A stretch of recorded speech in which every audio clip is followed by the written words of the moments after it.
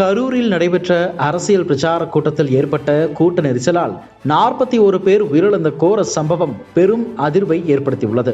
இது தொடர்பாக காவல்துறையால் பதிவு செய்யப்பட்ட FIRல் பரபரப்பான தகவல்கள் வெளியாகியுள்ளன.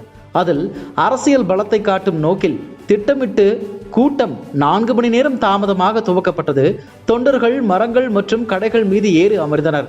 இதில் மரக்கிளைகள் முறிந்து கீழே நின்றவர்கள் மீது விழுந்ததால் பரபரப்பான சூழல் ஏற்பட்டது என்று குறிப்பிடப்பட்டுள்ளது. அனைத்து எச்சரிக்கைகளையும் புறக்கணித்ததாக துசி ஆனந்த் மற்றும் நிர்மல்குமார் மீது குற்றச்சாட்டு விதிக்கப்பட்டுள்ளது.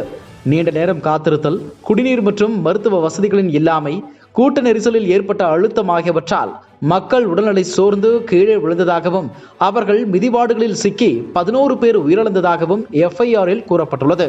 இந்த சம்பவம் குறித்து உயரதிகாரி தலைமையில் விசாரணை நடைபெற்று வருகிறது. கரூரில் விஜய் பிரச்சார கூட்ட நெரிசலில் சிக்கி 39 பேர் உயிரிழந்த சம்பவம் அதிர்ச்சியை ஏற்படுத்தியிருக்கிறது. கரூரில் விஜய் பேச தொடங்கிய போதே பலரும் மயக்கமடைந்த நிலையில் அவர் பிரச்சாரத்தை முடித்து திருச்சியில் இருந்து தனி விமானம் மூலமாக சென்னை திரும்பினார்.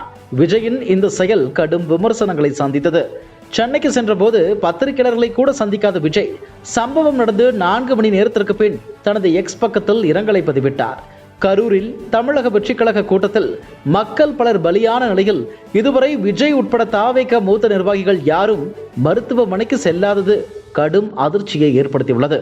மூத்த தலைவர்கள் முதலமைச்சர் ஸ்டாலின், எதிர்க்கட்சித் தலைவர் எடப்பாடி பழனிசாமி, துணை முதலமைச்சர் உதயநிதி ஸ்டாலின் என்று பலர் நேரடியாக பாதிக்கப்பட்ட குடும்பங்களை சந்தித்து விட்டனர்.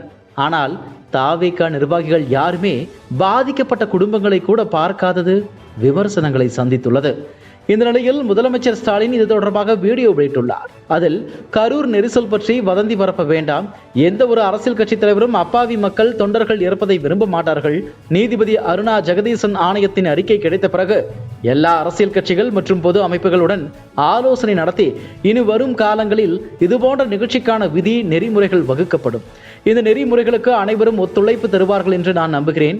கரூரில் நடந்துள்ள துயரம் குறித்து சமூக வலைத்தளங்களில் அவதூறுகளையும் வதந்திகளையும் பரப்ப வேண்டாம், அனைவரும் பொறுப்புடன் நடந்து கொள்ள வேண்டும் என்று முதலமைச்சர் ஸ்டாலின் வீடியோ வெளியிட்டுள்ளார்.